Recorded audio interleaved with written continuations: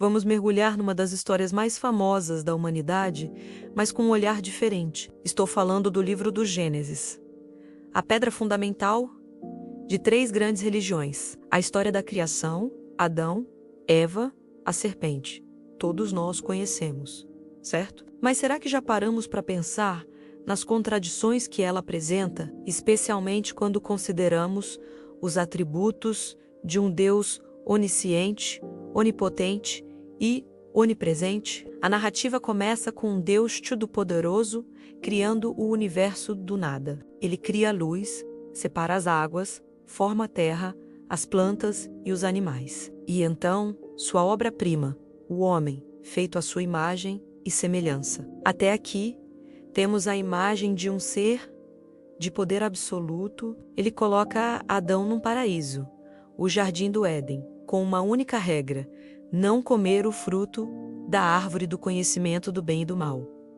Agora, vamos aplicar a lógica. Se Deus é onisciente, ele sabe absolutamente tudo o que vai acontecer. Ele sabia, desde o momento em que plantou aquela árvore, que Eva seria tentada pela serpente e que Adão comeria o fruto. Ele sabia que eles desobedeceriam.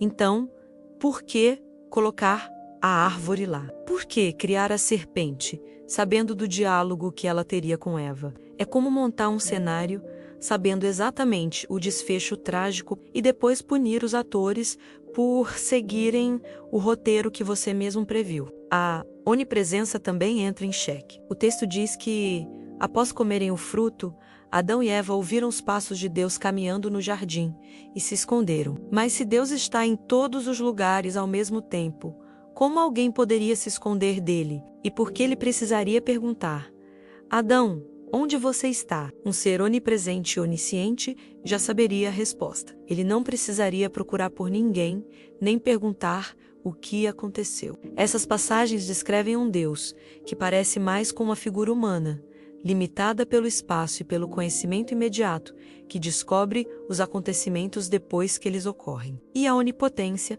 o poder ilimitado. Um Deus onipotente não poderia ter criado seres humanos com a capacidade de escolher o bem, sem a necessidade de um teste tão arriscado. Ele não poderia simplesmente impedir a serpente de falar ou fazer o fruto ser inofensivo. A história nos apresenta um Deus que parece reagir aos eventos, em vez de controlá-los absolutamente. Ele amaldiçoa a serpente, a mulher e o homem, como uma consequência de algo que, em teoria, ele já sabia que aconteceria. A punição parece uma reação de surpresa e raiva, e não o plano de um arquiteto cósmico que controla todas as variáveis. Essas contradições não são apenas um exercício de lógica, elas nos levam a uma pergunta ainda mais profunda.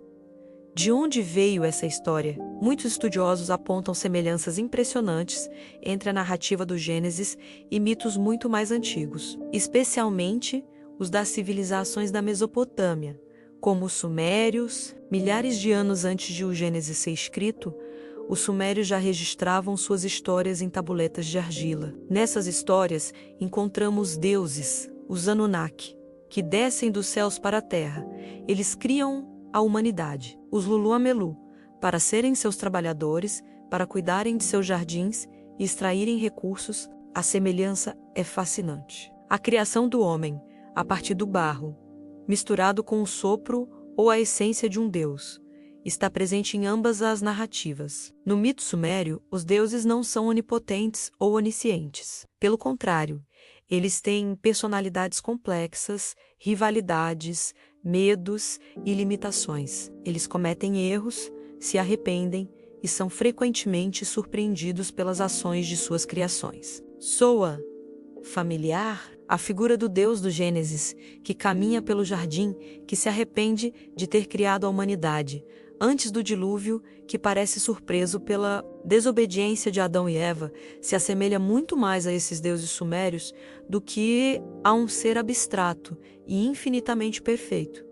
E a serpente, no Gênesis, ela é a tentadora, a fonte do mal, mas em muitas culturas antigas, incluindo as mesopotâmicas, a serpente era um símbolo de sabedoria, cura e conhecimento. Um dos deuses sumérios, Enki, é frequentemente associado à serpente. Ele é o deus da sabedoria.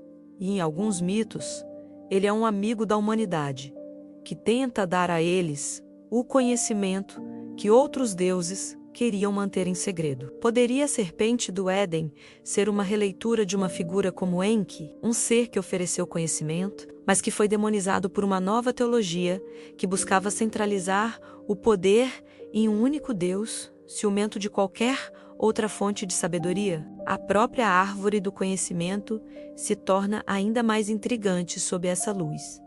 O que Adão e Eva ganharam ao comer o fruto? Seus olhos se abriram e eles perceberam que estavam nus.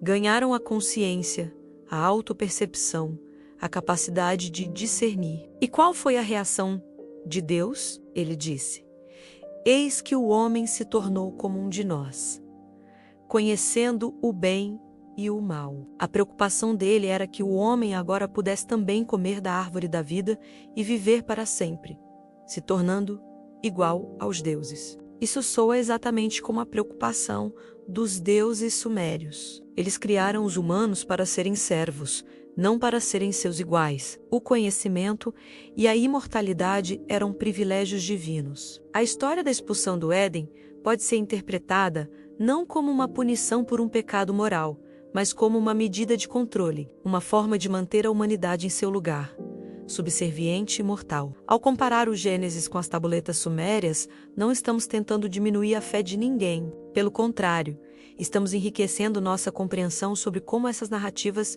foram construídas. As histórias evoluem, são adaptadas e ganham novos significados ao longo do tempo. O povo hebreu, durante seu exílio na Babilônia, teve contato direto com essas culturas e seus mitos. É natural que eles tenham reinterpretado essas histórias antigas para se adequarem à sua própria visão monoteísta. A história de um Deus criador que teme que suas criaturas se tornem como ele, que as pune por buscar conhecimento e imortalidade, faz muito mais sentido no contexto de deuses politeístas, cheios de falhas e ciúmes, como os Anunnaki. Quando essa mesma história é atribuída a um único Deus onisciente, onipotente e onipresente, as contradições se tornam inevitáveis e gritantes. O que essa análise nos ensina? Que talvez devêssemos ler esses textos antigos não como um manual científico ou um registro histórico literal, mas como o que eles realmente são: mitos fundadores, histórias poderosas que tentam explicar nossa origem,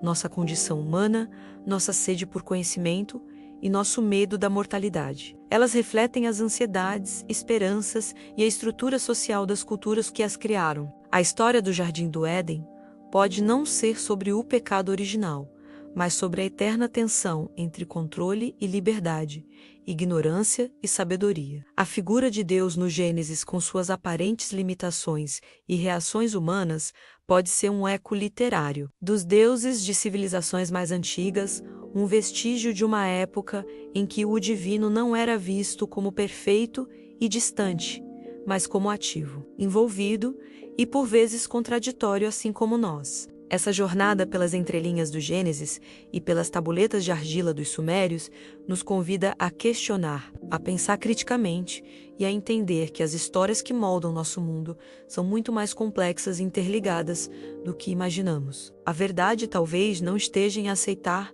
uma única versão, mas em explorar as muitas camadas de significado que foram tecidas ao longo de milênios. Obrigado por me acompanhar nessa reflexão. Se você gostou dessa análise e quer ver mais vídeos explorando os mistérios das histórias antigas, não se esqueça de se inscrever no canal e ativar as notificações. Deixe seu comentário abaixo com suas próprias ideias sobre esse tema fascinante. Até a próxima!